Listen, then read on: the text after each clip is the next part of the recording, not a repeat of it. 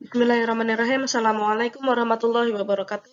Perkenalkan, nama saya Latifah Musfiratun dari Prodi PAI kelas 1C dengan NIM 230102200094. Di sini saya akan menjelaskan tentang aliran Mu'tazilah. Yang pertama, pengertian aliran Mu'tazilah.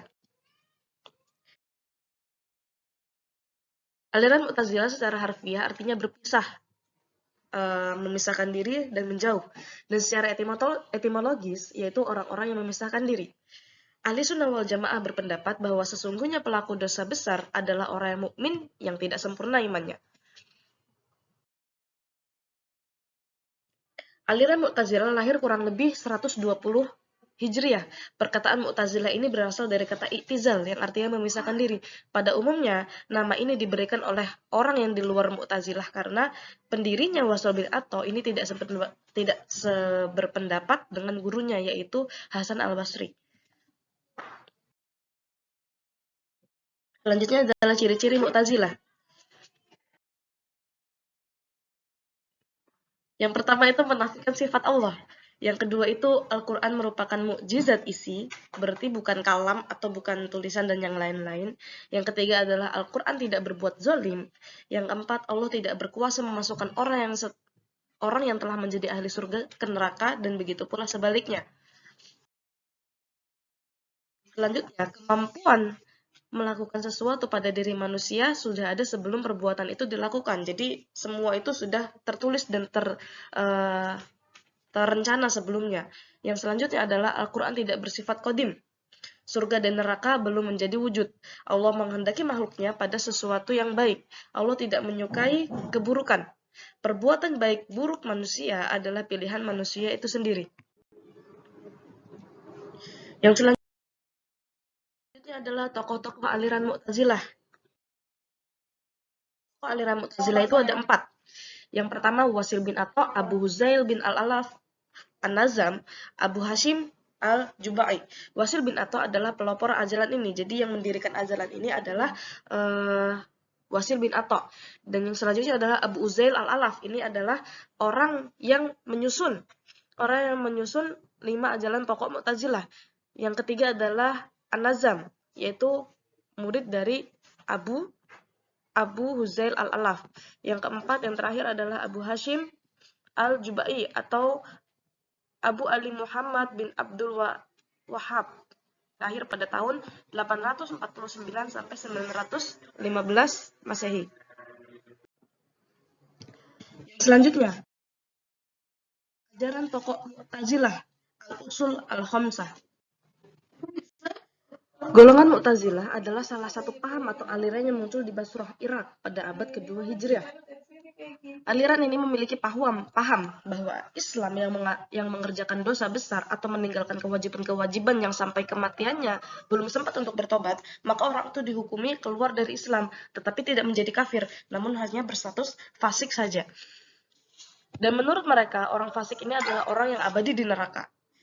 Yang pertama, tentang aliran Mu'tazilah, yang 5 adalah At-Tauhid.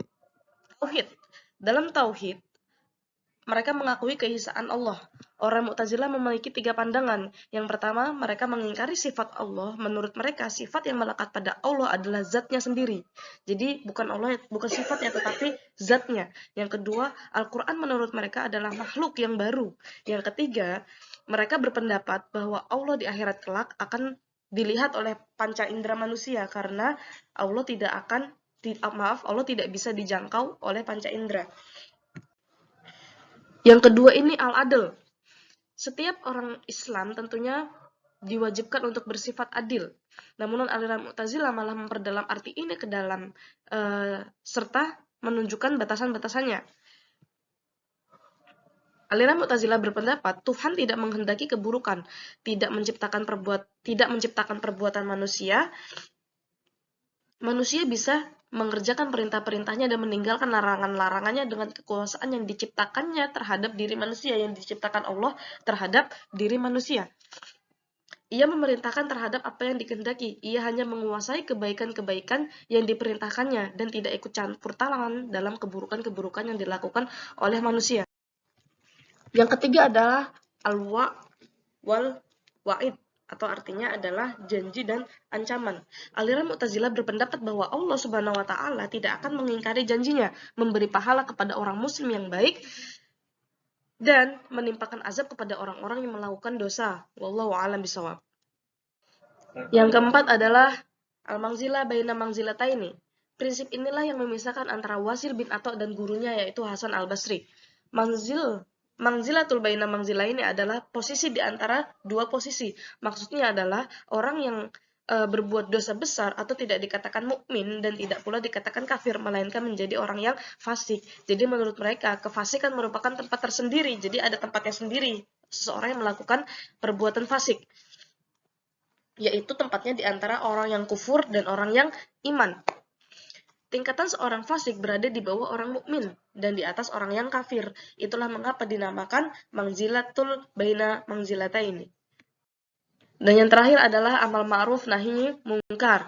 Aliran Mu'tazilah mengenai amar ma'ruf nahi mungkar itu mengajak kepada kebaikan dan menjauhkan kepada yang dimungkarkan atau mencegah kemungkaran. Ini lebih cenderung diprioritaskan dalam persoalan-persoalan fikih. Tetapi bukanlah prinsip yang diterapkan golongan Mu'tazilah saja. Prinsip ini juga dipegang oleh semua umat muslim, yaitu diamalkan dan dilakukan bersama.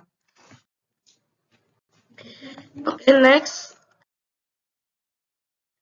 Yang selanjutnya adalah sejarah aliran Mu'tazilah. Seperti yang saya katakan sebelumnya, saya jelaskan sebelumnya, sejarah munculnya aliran Mu'tazilah ini di Basrah atau di Irak pada abad kedua Hijriah tahun 105 sampai 100 Hijriah, tepatnya pada pemerintahan Khalifah Abdul Malik bin Marwan dan Khalifah Hisham bin Abdul Malik atau anaknya Abdul Malik bin Marwan itu. Pelopornya adalah Wasil bin Atha yang lahir di Madinah pada tahun 700, yaitu pada abad ke-2 Hijrah.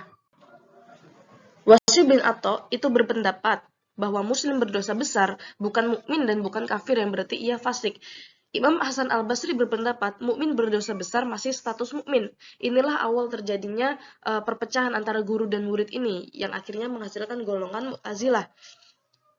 Sehingga kelompok Mu'tazilah ini semakin seiring berjalannya zaman ini semakin berkembang dan mereka terus mendalami buku-buku filsafat. Akhirnya tersebar luaslah manhaj mereka dengan berbagai sekte yang mereka miliki.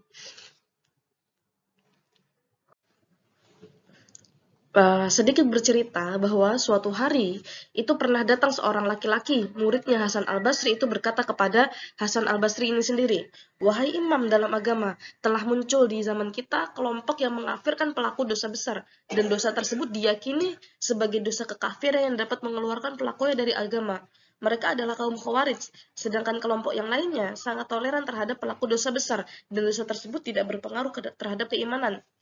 Karena dalam mazhab mereka, suatu amalan bukanlah rukun dari keimanan dan kemaksiatan, tidak berpengaruh terhadap keimanan sebagaimana ketaatan tidak berpengaruh kepada kekafiran. Mereka adalah murji'ah. Umat ini, bagaimanakah pendapatmu dalam permasalahan ini agar bisa menjadikannya sebagai prinsip dalam beragama?" Kemudian Hasan al-Basri berpikir sejenak. Di tengah-tengah pemikiran Hasan al-Basri, berdirilah Wasal bin Atha. Dan dia berkata, "Menurutku, pelaku dosa besar bukanlah seorang mukmin, namun dia juga bukan kafir. Ia berada di suatu keberadaan di antara dua keadaan, tidak mukmin dan tidak juga kafir."